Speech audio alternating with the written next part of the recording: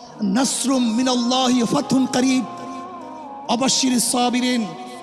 সেই দিন আসতেছে, আমি দেখতেছি, মনে হয় আমার চোখের সামনে আমি দেখতেছি ওই সংসদের মধ্যে কলেমার কথা হবে, কোরআন ও সুন্নাহর কথা হবে, লা ইলাহা ইল্লাল্লাহ উচ্চারিত হবে। গোটা বাংলাদেশের মানুষ শান্তিতে বসবাস করতে পারবে, জুলুম থাকবে না, অত্যাচার থাকবে না, অবিচার থাকবে না। প্রত্যেকটা মানুষের প্রাপ্তি তাদের ঘরে ঘরে পৌঁছানো হবে। আজকে আমার মা বোনেরা মনে করছে ইসলাম ক্ষমতা আসলে আমাদের অবস্থাটা কি হবে।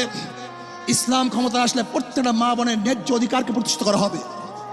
ইসলাম ক্ষমতা আসলে আগামী 5-10 বছরের মধ্যে সমস্ত গরিবরা দরিদ্র সীমার উপরে চলে যাবে।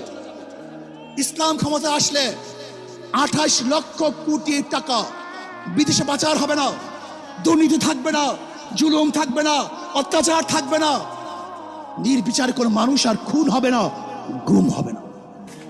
ইসলাম ক্ষমতা আসলে শ্রমিকদেরকে তাদের অধিকার আদায়ের জন্য রাস্তায় নামার কোনো প্রয়োজন হবে না। ইসলাম ক্ষমতা আসলে কৃষক, শ্রমিক, মজদুররা তাদের অধিকারকে প্রতিষ্ঠিত করার জন্য ইসলামী সরকার তাদেরকে নিয়ে কমিটি গঠন করে তাদের প্রাপ্তি তাদের কাছে পৌঁছে দেবে।